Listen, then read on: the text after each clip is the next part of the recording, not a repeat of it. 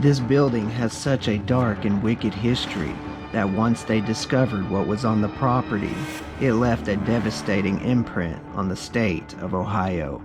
Viewer discretion is advised. Before we get started, if you are a fan of the abandoned and historical locations, you've came to the right place. Make sure to hit the thumbs up button, subscribe, and hit that bell so you never miss an episode. I will pin the best comment below just like this one. Okay, let's get into the history of today's location.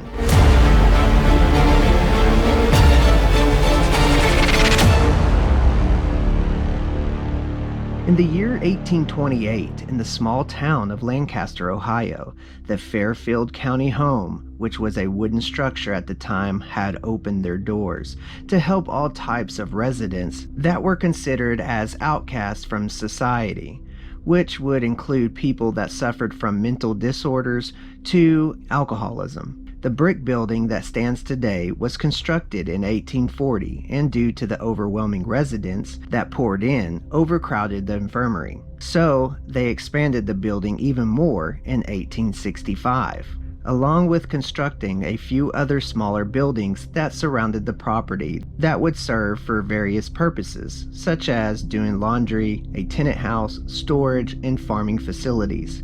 In fact, a farm was established across the road from the infirmary. By doing this would help with the growing amount of residents that were moving in. By 1917, the farm made enough money by selling crops and livestock that they were able to put in natural gas lines in the infirmary to help provide lighting and heating for its residents.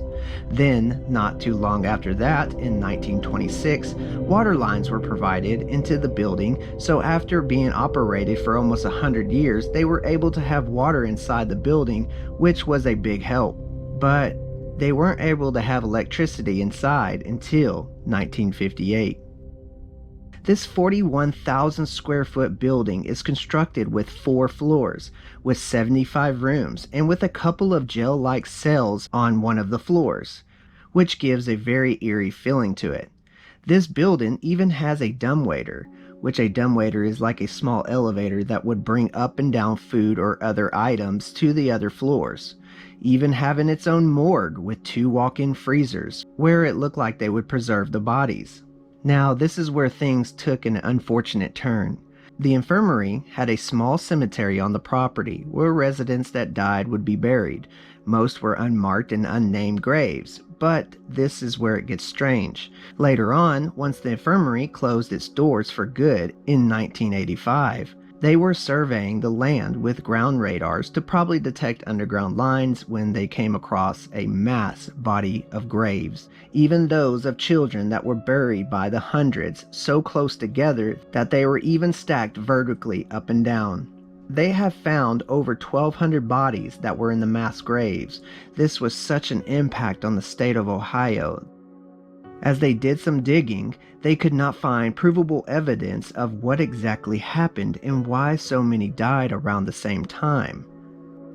Only speculations could be made by hearing from a few people that were there towards the end, and events that had happened that caused this place to finally shut down, which the remainder of the residents would call themselves the last inmates of the Fairfield County Infirmary.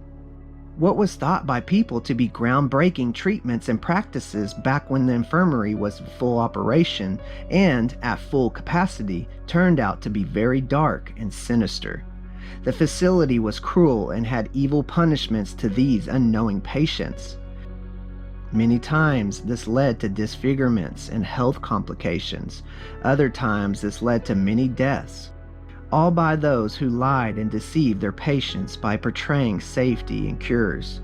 There has also been tales of abuse and mistreatment as the facility lost its funding, which led to deaths by patients not being fed right and by injuries like infected cuts and scrapes. They would even separate the women from the men, and the children would stay with their mothers, and the fathers were not allowed to see their wives or children. It is also said that the fourth floor, or the attic per se, would be used as a dungeon, where a patient was found chained to the wall and starving. Also, right before the close of the infirmary, they had found maggots in one of the cuts in a patient's foot, which this was said to be the final straw and was made public, and the Fairfield County Infirmary were forced to shut their doors. And the last 16 patients were either moved to a different facility or released into the public. These types of treatments seem to show the darkness and evil nature of the doctors and nurses, even if they knew or did not realize they were performing it. This devastating line of events left an imprint on the building and the form of a dark and disturbing past. Still to this day, the mystery remains. Why were there mass graves? And why did so many children were buried together? And what exactly happened behind the closed doors of the Fairfield Infirmary? After the tragic events, the building was remodeled and used for government offices, and then later on, ironically, as the county health department. By 2011, the building was in such bad shape and would cost $4 million in repairs to bring the building up to code. The health facility moved, and the building sat abandoned for a while until February 2020, when the building was purchased by Adam Kimmel, who allows tours, photography sessions, and private explores and ghost hunts. Okay guys, that will do it for today's history. If you liked today's video, please hit that thumbs up. If you're new to the channel, welcome. Please subscribe and hit that bell so you never miss a video. Peace, I love you, and until next time, God bless.